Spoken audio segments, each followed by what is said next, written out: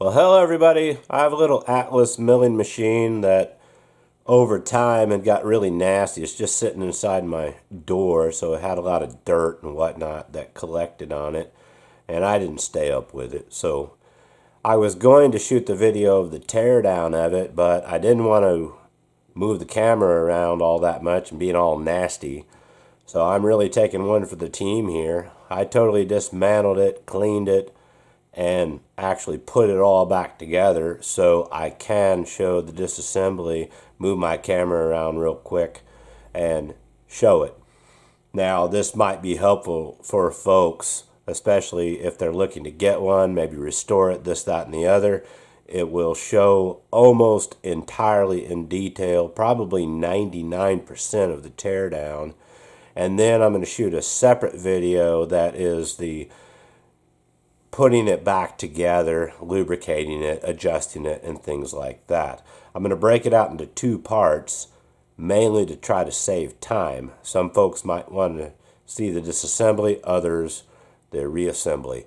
So it's going to be long, so feel free to take a peek or tune out, your choice. Alright, well here it is, and this is what we're going to dismantle. This is an MFC model. There are other models, and there may be slight variations even in the MFC depending on year to year, but the core of it should all be the same in my opinion. Now it looks a little bit intimidating, and some folks may shy away from something like this, but we're going to break it down into sub-assemblies and we're going to dismantle things, and it's going to go just fine. So if you're new to something like this, don't be discouraged. I'm going to take you through this step by step, show you some things to look for and how to get it apart. Alright, well since I'm kind of in a tight corner here, the angle is maybe a little bit odd on the camera, but I'm just going to start working things back so I can get to the back. So this order is not going to be any particular order, but it is what I'm going to do. So this is the overarm support right here. I'm just going to simply take this off. I've got everything loose so I can just move on fairly quickly. However, I am going to shoot this pretty much unobstructed.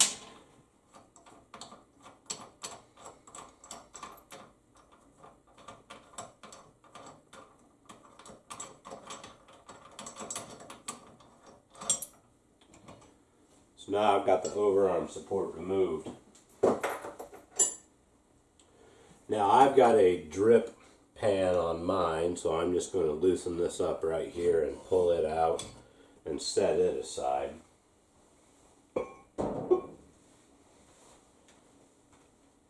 And on the overarm right here, I'm going to loosen these up and I'm going to lightly tap it to break it loose and pull this out. Now there is a hold down right here. Like I said, everything's loose. There's a hold down. You can loosen that and drive that off if you need to.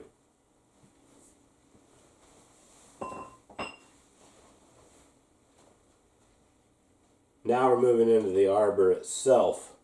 On the back, hopefully you can see it, there's a drawbar in here that tightens everything up. We need to drive this out the front. So the way I do it is I take this particular bushing off right there, and then I put it back in. I actually tighten it up all the way until it stops.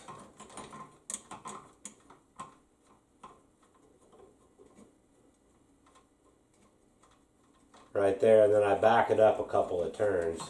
So I have a good thread engagement there because I'm going to hit it on the back with a hammer. So now I've driven that out. Now I'll remove the drawbar and I can pull the arbor out the front. This is the arbor driver here. There's a hole that there's a spanner in. You could put a spanner in, let me say that.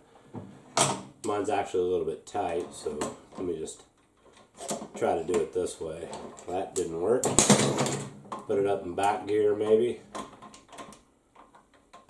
There we go. Shooting this on the fly. Alright, well I'm going to remove the table. I'm going to start by getting rid of this hose that's on mine. You may or may not have one. Just get that out of the way. And this is the automatic stop where it would connect this. Get that out of the way. Now I'm going to take this apart right here, this hand wheel. But when you get on this, use an open end wrench because it's a very shallow nut. So we'll get that nut out of the way and we'll pull the handle off. And then here is a woodruff key, which I cannot seem to get out with my fingers. So I'm going to carefully come in here and try to pry that up. And there it is. This, leave the collar tight and you can just spin it off.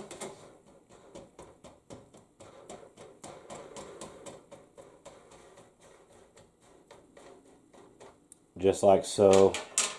There is a washer right here we're going to take off, and then these two screws we're going to take out of here.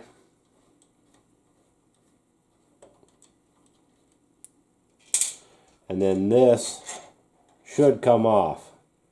It's got alignment pins in it. Set that aside. Now I'm going to do the same thing on the other side. You may not be able to see it, but same deal. It does not have a graduated collar on it, but I'm going to pull the handle and the nut off. It is not required to remove the woodruff key on this end. So I'm going to take these screws out. You can't see this, but I assure you they are there.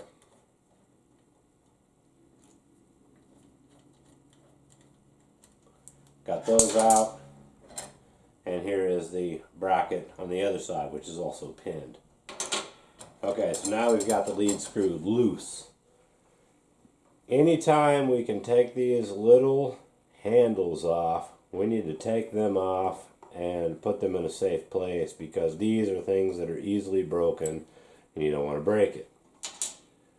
Now these Gibb screws right here are held on with these jam nuts. I've got mine loose, so I'm just going to back the Gibb screws out.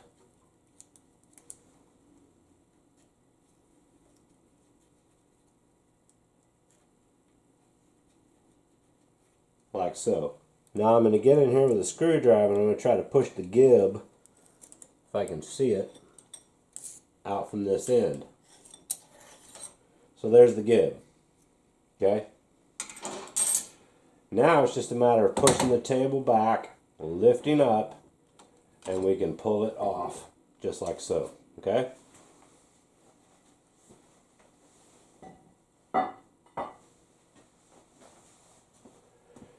In order to get this out, you can see this gear right here, and there is our feed nut. On this end, there is a hole, a deep hole in there where you need to put an Allen wrench in, a hex key, and loosen that off, and then you can work the lead screw out. Okay?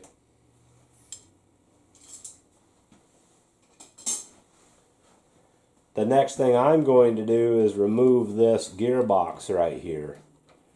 I've got everything loose, like I said. We're going to break these things down further as we get there.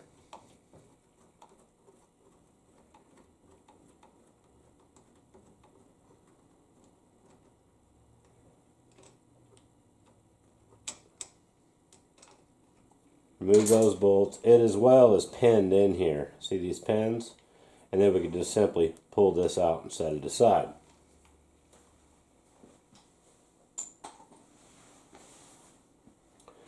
Now we're in this arena right here. Right here is another lock. Take that out, and there we go. On this side right here, there are 3 remaining Gibb nuts and bolts. So you want to loosen these up, break the jam nut loose first, loosen them well off.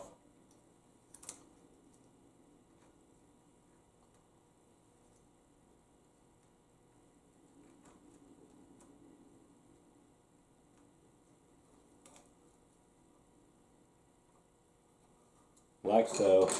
And if you crank in a little bit, it should release the gib right here. So now I've pulled that gib out. We can't just take this off yet. It will not happen. What we need to do is bust this loose. Now you can go ahead and take this off. It's not really required. Another screw here. Pull the handle. There's a woodruff key.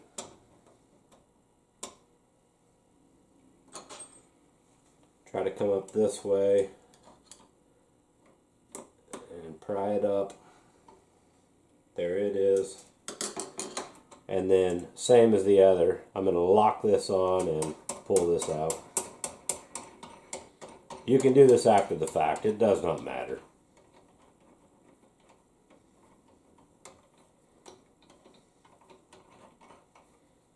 So there we go. Then this you can break loose. Spin it all the way out.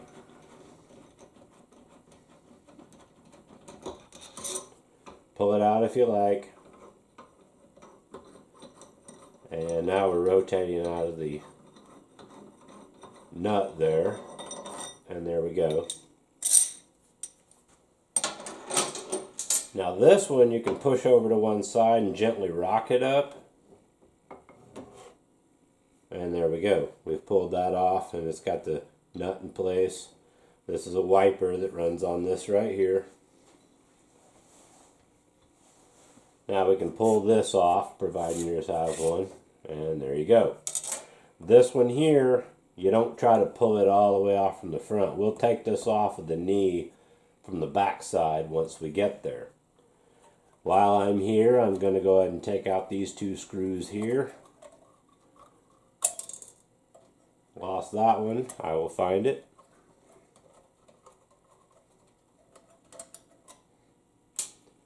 And I can pull this up. I have to lower the knee, I think. Like I said, I'm dry. That's why it sounds like that. And I can pull this out of the way. The next thing we're going to do is take the knee off. Alright, well now we're going to remove the knee. I've got it lifted up just enough to where I can get to these two bolts right here. On the other side there is a lock, like I'd said before. Take it out, store it in a safe place.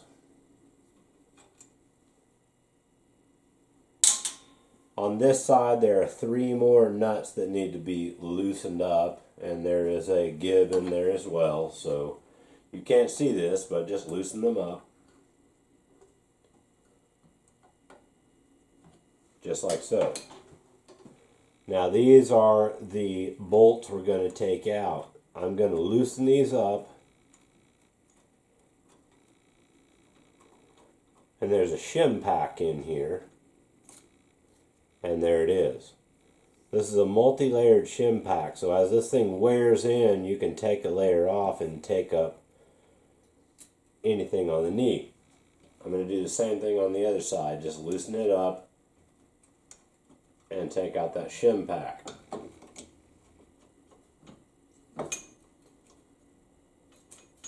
And there it is on this side. You want to make sure you keep these where they are, okay? I'm going to remove these 2 bolts that are holding the knee on the bottom.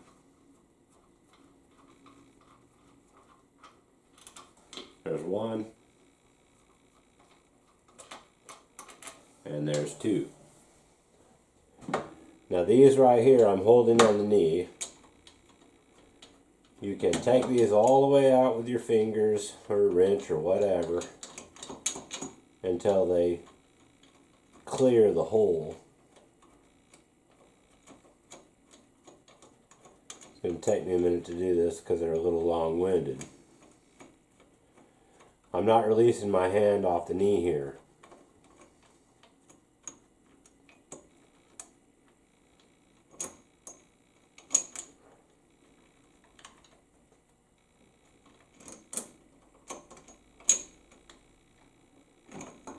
And there's one, and I'll do the other side. Like I said, I'm pretty much shooting this in real time, so it is what it is.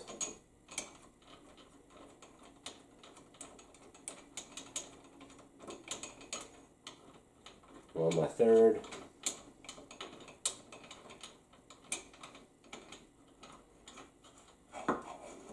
And now this gib is out right here.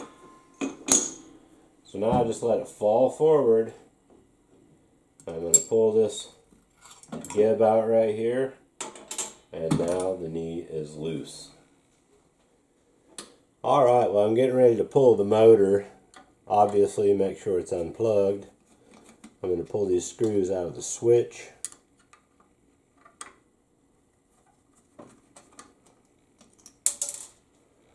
And there's just simply 2 wires on mine.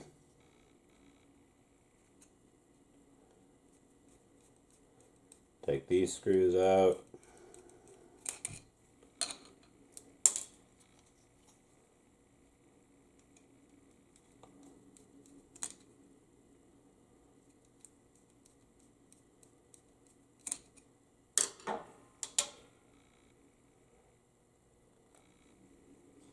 And there we go.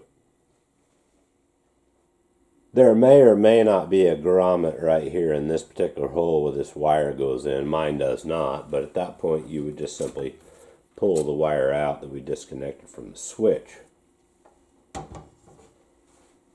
Obviously you want to take the belt off the motor. There are 4 bolts. Take them out, then we'll get the motor out of the way. If you can't walk the belt off, you can loosen this nut right here, and that should allow you to raise the bracket to get it off. Then after you get the motor unbolted, you can just take it out of the way. These are the 2 screws that hold the motor bracket on. I do not have a Phillips screwdriver that big, but I found this large Klein of mine fits quite nicely. A hand impact might be beneficial here, but I got it done.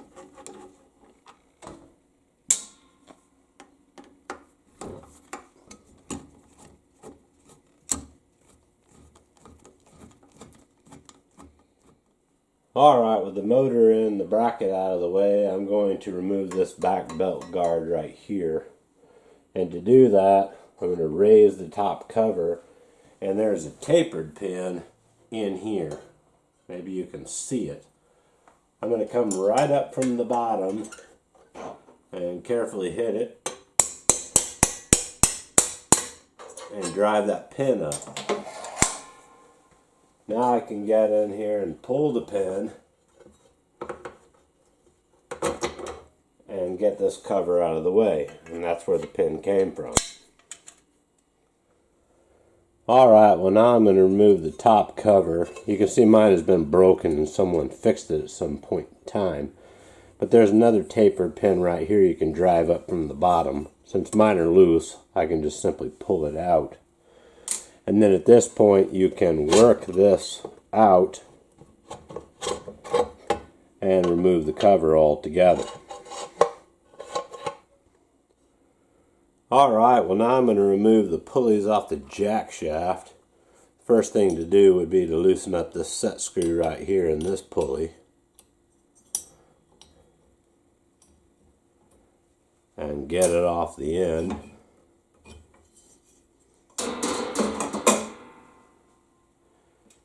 And then this particular collar right here needs to be loosened up.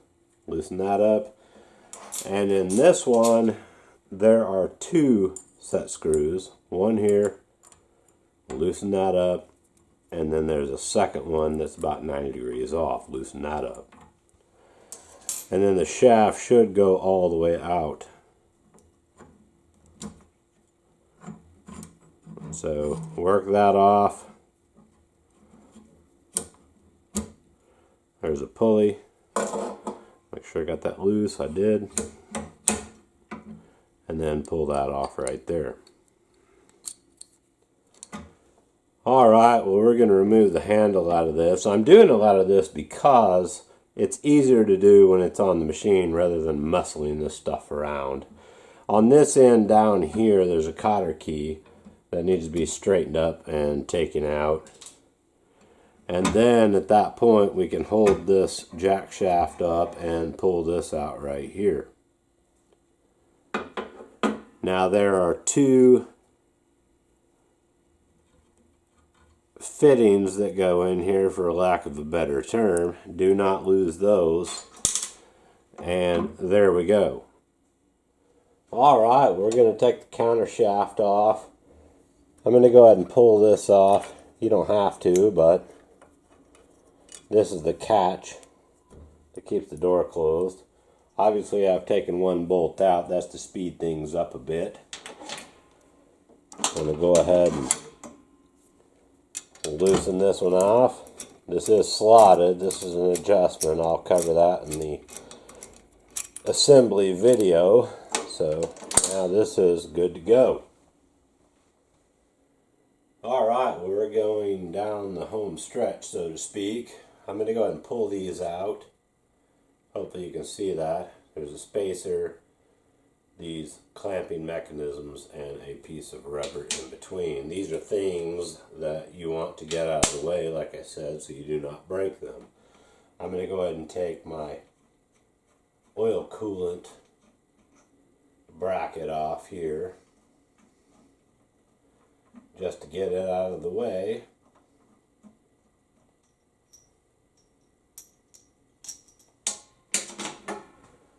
And this cover is another thing we are going to remove. Trying to keep my head out of the way here.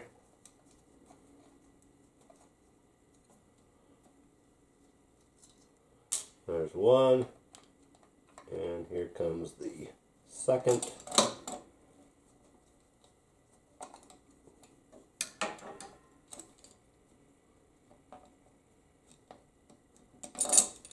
And there we go.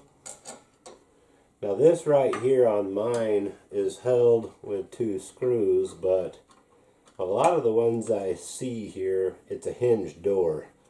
So this is a difference that I've noted.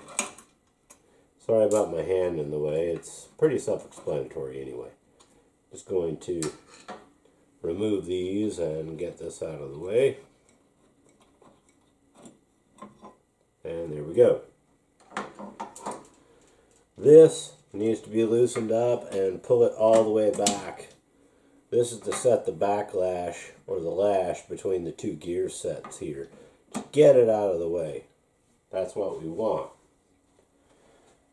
Now we're going to take this back cover off right here. Mine has a light on it, so I'm going to start with that one just to get it out of the way. There are two shorter bolts and two longer. I'm going to go ahead and just pull this one off, like I said, just to get it out of the way. Yours may or may not have that light. So here's the second shorter bolt coming out.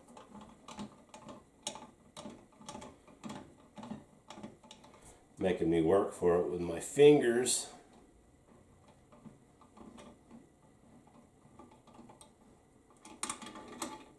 And then we've got two longer ones on the bottom down here.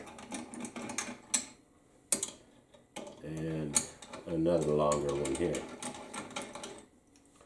So here's what we're dealing with. We've got the long one, and then, like I said, a short one. Now, before you try to take this cover off the back, this change-o-matic gearbox, you need to make sure it is in the 3,000ths revolution. If you don't have it in that and you try to take it off, you're going to damage some things in here. So I'm hoping to be able to wiggle it off. You may have to use a screwdriver, but there it is. There's the gearbox. So I'll set this aside. Alright, we're going to take the tumbler out and these gears right here. I'm going to start with this one. Loosen it up. Take it out. Now this one is different than the rest, meaning there is, hopefully you can see it, an internal star washer right there to lock that in place. Just make sure you do not lose that and you keep it with this gear. Now I'm going to take out the large gear here, just like so. And I'm going to go ahead and take out the two smaller gears. The large one is on the top towards you. I'm sorry, the smaller one, and the large one is right here.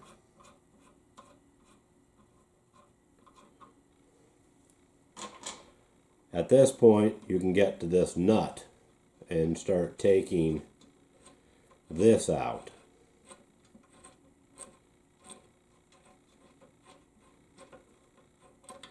And there is a spacer behind this. You might have to pull this pin up to get that tumbler out of there. And there's the spacer I was speaking of. Make sure you don't lose that, obviously. Now we're taking this assembly off the back. There are 4 screws in here. Try to run them out a little faster.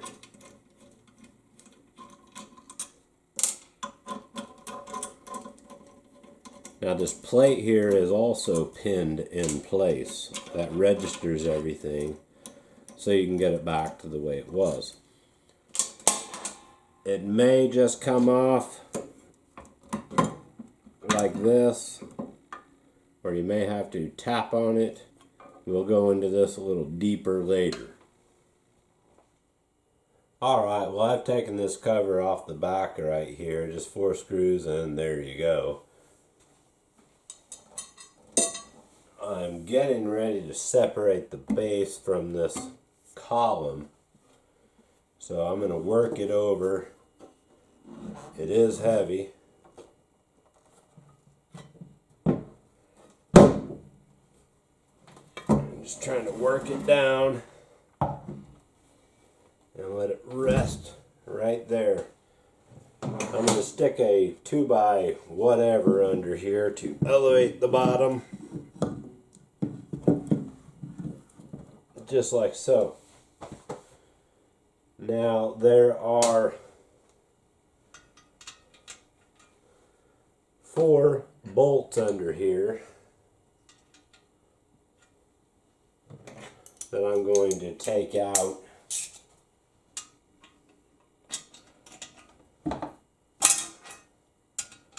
Just breaking them loose at the moment. Now these are pinned in as well.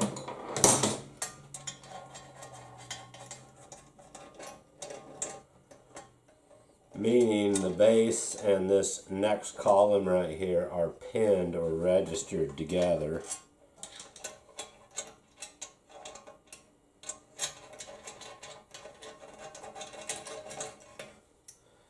It's going to take me a moment to get these out of here.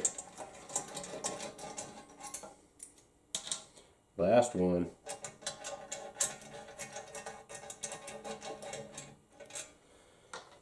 Now I've got it on that 2x material here so I can knock this loose. A little bit here, a little bit there.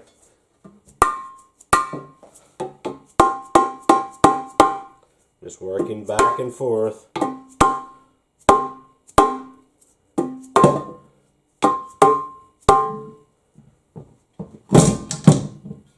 And there we go. This one's loose.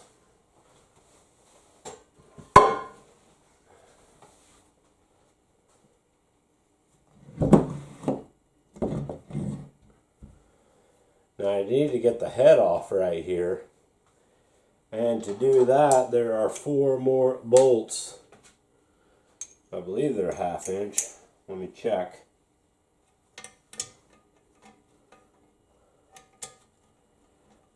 They are.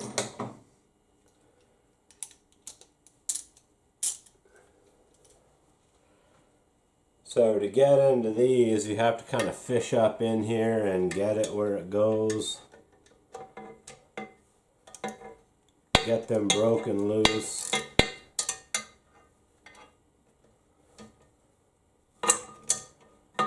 There's two. Just feeling with my fingers here.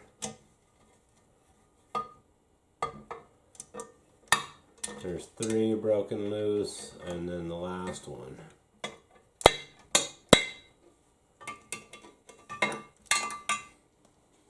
You know, you don't have to take it down this far, but the reason I'm doing it like this is because I need to take the headstock apart. And I wanted to do that on the bench just so it would be easier to see. So I'll get these four off. The headstock will come off, and then we'll start working on breaking things down further.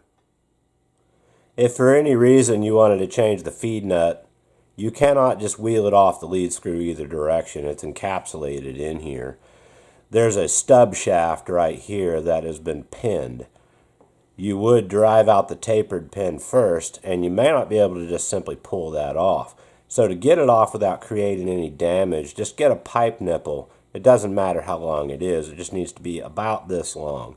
You can move this up and down the shaft, but you want the end of it to stop somewhere up in these threads. So put the nipple on, and then put on a washer, and then use a nut on the end and tighten it up, and you can jack that shaft right off the end.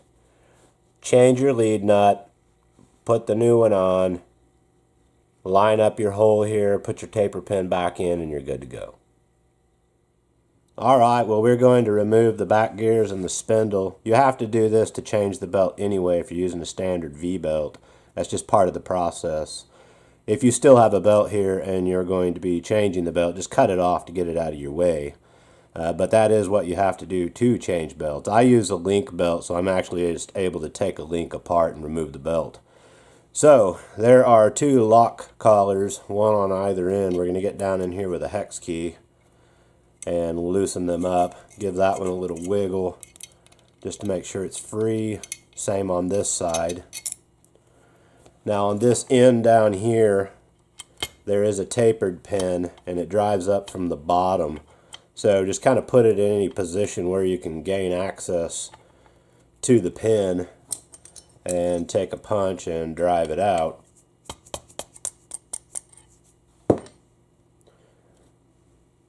Now you kind of want to have it in the up and down position where the pin can actually run into this casting right there. So now we've got the pin out of the way. I'm going to hold on this lock collar here with this hex key and work this out the end. There we go. Now this pin and everything is going to come out the other opposite end. So just lightly tap that across, and when you release enough of it, you can pull the locking collar off. Keep coming out. Here's the back gear. There is a washer right here, and then the remaining lock collar. Alright, well, we're going to remove the spindle now, and this is where a lot of folks actually do damage in here because there's a very specific way that it needs to come out. I am going to go over that procedure right now. At the end of this is a locking collar. Need to loosen it up, and it is threaded on. Don't get on here with just channel locks or vice grips or whatever. Maybe use a strap wrench, or I can usually just hold the spindle and use the key to wrench this off. Now there is I'll show you here in a second. You may not be able to see it, but there's a little lead plug that is in here to lock against the threads to prevent them from getting damaged. It shouldn't come out, but in the event it does, do not lose track of that. At this point, the gear can come off the back, and you may need to pull it or something like that, but more than likely they come off just by the hand. There's a Woodruff key that needs to be removed out of here, and I don't really have the proper tool. I'm going to try to use this punch and lift it carefully. Yeah, there we go. So I was able to get that Woodruff key out, and then this spacer will come off the back. Now on the inside, there's a locking collar right here on the very end. It's kind of hard to get in there, and I'm having to work around the camera. Okay, I've already got mine loose. So loosen that up on yours. And then on the bull gear here, down in, that's an oil hole right there, so you don't have to do anything with that. No, that's not an oil hole. I'll explain that in a moment. There's one set screw down in this hole. You need to loosen it up. Don't worry about this one. That's an oil hole in the pulley there. Now, it comes out the front, but there's a woodruff key underneath this. And in this cap right here, there's one on the inside. There's a notch that should be facing upwards on it. So I'm going to start driving this out.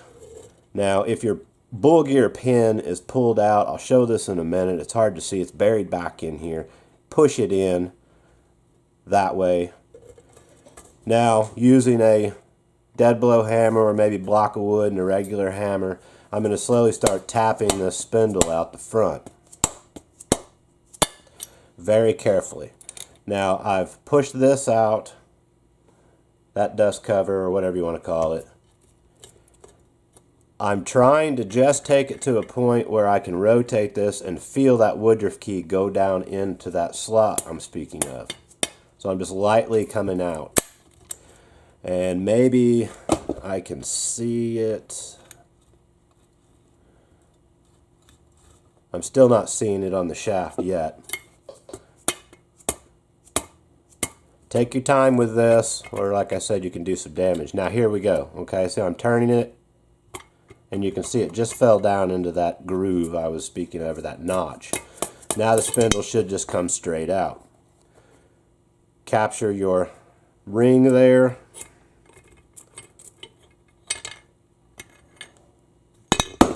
Oops. This pulley. Here's the bull gear. And of course the spindle. I'm going to try to show you that notch. We can just look at it this way. See the notch right there? That is where this woodruff key comes through.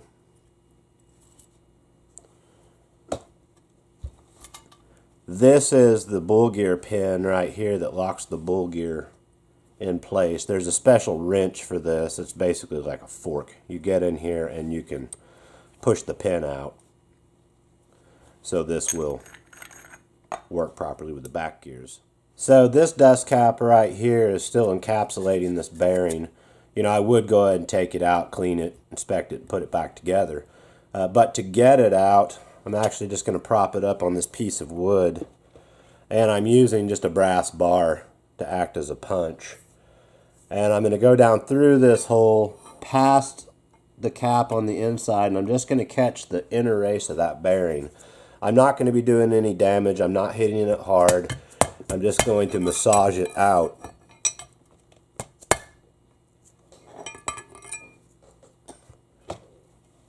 So you can see it took very little to get that bearing out of there, along with this dust cap. Now, on my installation video, it's very important to watch it because these notches that are out right here have to be put in a very specific spot, or when you oil your spindle bearings, they will get no oil. Alright, well now we're going to take this drive shaft out right here. And to get it out, you can't just take this bolt off and pull it out. There's another tapered pin right here. This is obviously the fat side. I don't have mine in all the way, so find the correct side to drive it out. Get that pin out of the way, and you can pull this universal joint off. There is a spacer right behind it, and then this shaft with the gearing attached will come out. Obviously you could take these two gears off. There is a woodruff key under here to make sure that they both are aligned and that they can turn the shaft. This particular part here is pretty self-explanatory. Take these components off, drop the bolt out, and this will just slide right out of here, like so. Here's the tumbler assembly. I'm going to go ahead and break this down, even though it's pretty self-explanatory, but I just wanted to show the parts breakdown on everything and be as thorough as I possibly could. Obviously there's the spacer on the end of here, and then the shaft will come out, and if you take this out, there's nothing to this one, no extra bushings.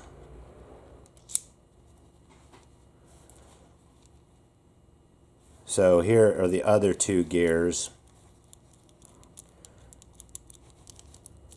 These do have another bushing inside of them, and the small one is the same way. This is just kind of do a parts breakdown, like I said, so if you're at a specific point in the video on your project, if you're looking for your parts, then you can identify them. Now this plunger here is spring loaded. There is a tapered pin here on the end. If you needed to take it apart for any particular reason, you can drive the pin out, pull it off, and then the plunger and the spring will come out. Alright, well, let's finish disassembling the knee. Like I'd said, this particular plate right here, if you want to take it off, slide it out from this end rather than try to go all the way to the front. Doesn't make sense to do that anyway. The first thing we're going to do here is take out the lift mechanism, or the handle. Again, very simple. Take off the nut. Self-explanatory. Pull your handle off. There's a woodruff key here. Dig it out if you need to. Try not to damage them.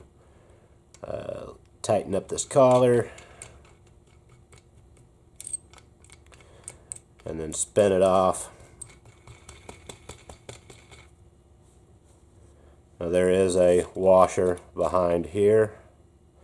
Take a large wrench, or a crescent wrench, spanner, whatever you want to call it, and screw this out.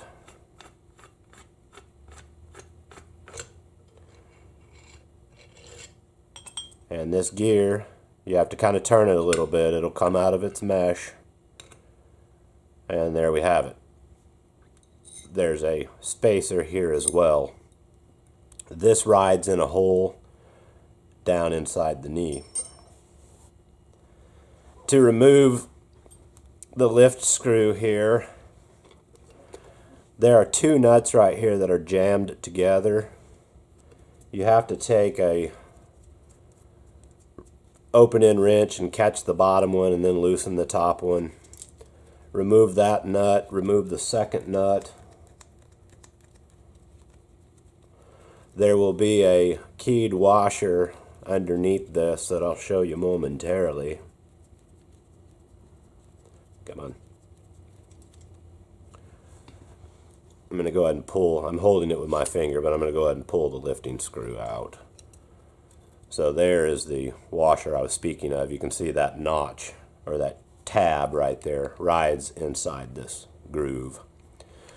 There is a thrust bearing on here.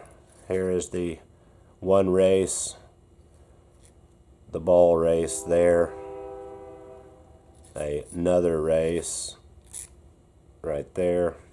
There's a gear on here that you can remove. I'm going to hold it with my hand here and try to tap it. There we go.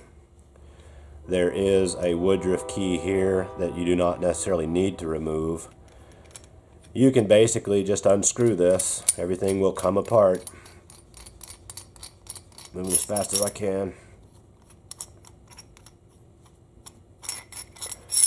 So there are all the components broken down if you need to clean it, inspect things. And that should complete the knee. Alright, well, let's take the gearbox apart. I've taken 3 of the 4 screws out. There are small internal star washers there, lock washers. And then you can lift this shifting fork out of this slot and pull the cover off. If you wanted to remove this for any reason, Again, there's a tapered pin on the end. Drive it out, pull it apart. So at this stage, I am going to take the universal joint off the back, another tapered pin, and we can get that out of the way. Oddly enough, this nut right here is not a 9/16. This seems to be metric. It's actually a 15. It's the only thing I've got that'll fit it. So I'm going to release this nut off. There is a slot down in here in the top of this, which if that is turning for any particular reason, a dime actually will fit in there. You could grab it with some needle nose and hold that if you needed to.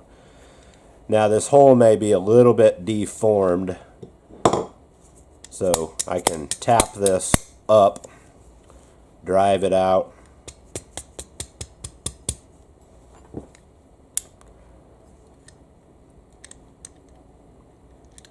and this gear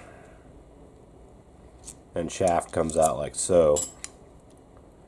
This back one will just, this miter gear here will just come right out. And that's pretty much as far as you can take it down. This gear on this particular shaft is pressed on and swedged over, peened over in some manner, so I see no way that that can come apart without damaging it. There is a spring and a detent ball back here, I'm sure, but it can't come out because that shaft is there. So there's how it shifts back and forth. Alright, well I'm getting ready to take apart the change-o-matic gearing set in here, but I just kind of wanted to explain how this works because it's a brilliant design. It's simple but very effective. The spindle comes in right here, so there's your power transmission. It's running from the belt, and it's got the gear on the end of it. These are the tumbler gears right here. Neutral is in the middle, so this would not be engaged at all. When you put it in one direction, up here, it is going to turn the gear train one way, and then when you go down like this, it is going to rotate them in the opposite direction. So it all starts right here and it goes through these tumbler gears. Then it's going to jump over, and this gear right here rides on this one. And all this gear does is turn this one right here. And then it stair steps through various ratios of reduction, and it ends up over down in this arena right here. That's where this gear is actually in contact. It's actually right here, I'm sorry. In contact. Okay, and then once these gears are turning, you can see the outside of each of these gears. Those are all in a perfect circle around here. So depending on where this shifter or this change-o-matic is positioned, you can see this gear is going to get contact. If we move it up to 3/1000ths, it goes to this gear. That's why there's a double set of gears on this, because these actually sit right here. So in this position, it is going to be driving off of this gear. The next one down is going to drive off this gear. The next one down, and so on. They just stagger back and forth. But that is a very cool way to pack a lot of gearing in a really small space like this. Very, very interesting. I just thought that might be something cool to think about. Very cool design. I just wanted to make another note about me saying that it needed to be in the 3/1000ths per revolution setting in order to get this cover off the back. I just really wanted to illustrate why, because it's very easy if you do not do that simple thing to create a lot of damage. So let's roll this around to the, what is that, 25/1000ths feed. You can see how this is now protruding below that casting. So if you're trying to pry and beat this thing off, there's where your damage is going to happen. Anywhere the next one up, this gear is going to get damaged, and then we're back to 3000s.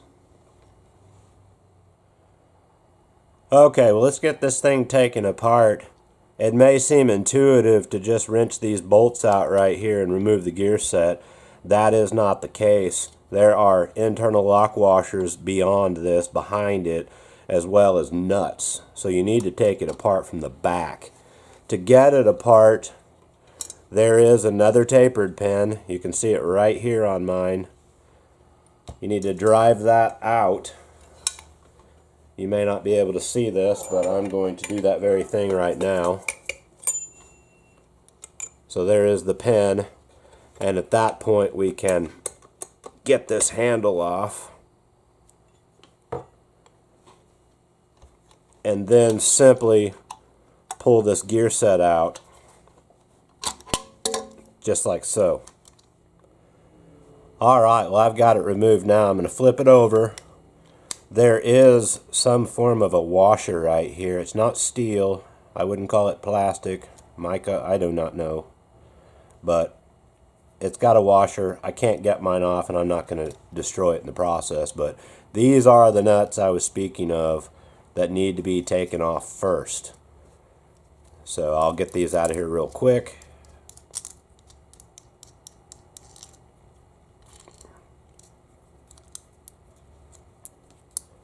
And like I said, there are internal lock washers here. They may be embedded in the casting. Some of mine may be. So far, they're all good. Okay, that one is embedded. Nope. That one's going to come off as well. I'll get that off in a minute. Yeah, they're all the same. So then we'll flip it back over and start taking the gears off. I'm going to start with the high gears, meaning the ones that are elevated. These are below. So I'll start with this one here. This is a 64 tooth gear. I'm just going to call them out as I'm pulling things apart.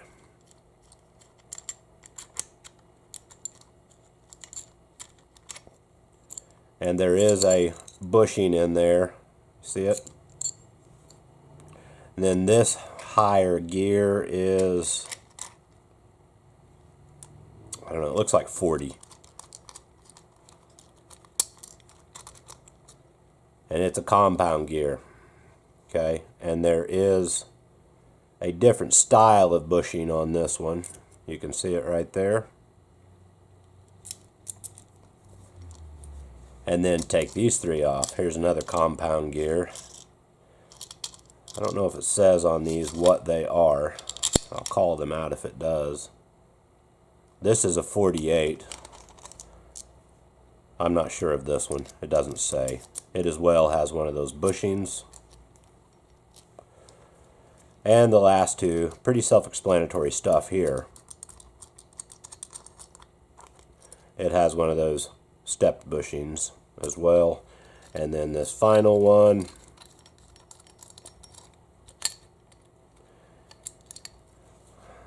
that gear was a 16 on the big one. I'm not sure of the small. And here is another 48 tooth gear. And then here's this right here. There's a set screw on the end on this collar. Get that collar out of the way. And there's that gear. You can take the chart off if you need to. They're just simply two regular screws. Take that off. I have no idea why mine is scratched like this. There should be nothing internal to the machine that would have caused that problem that I can think of. And then right here it looks like it was, I don't know, almost knurled. Who knows? Still legible. But that is the Change-O-Matic disassembly right there. If for any reason you wanted to remove this particular plunger right here, same principle. Drive out the pin, spring loaded, plunger will come out. This Change-O-Matic cover right here, this plexi or acrylic or whatever that is, was really yellowed out on mine originally when I got it. I just simply used some high abrasives and then compounds and polished that, get rid of the yellowing. Now it's crystal clear. If you wanted to take this off, rather than try to get in here and take these drive pins out, from the back side you can gain access to the pin holes. I don't know if you can see them. There's one, and there's one right here. You can drive those pins out, get that plastic out, replace it, and then put them back in. Well, alright guys, that pretty much takes care of the complete disassembly of this little Atlas milling machine. They're not all that difficult to work on. I hope the video is helpful to folks that maybe have an old machine that they purchased that they're going to restore, fix, whatever the case may be. I hadn't seen anything online with everything consolidated in one spot with a complete teardown, so I figured I'd go ahead and put one out there to help folks out. Be sure, if you've watched this and you are in a machine restoration on an Atlas milling machine, to watch the video I'm going to be putting out on reassembling everything. It's pretty much the reverse of what we've done, but there are adjustments, oiling, some grease, just some things I'm going to use here and there that might be beneficial as well. So, hope it helps. Thanks for watching, guys, and good luck.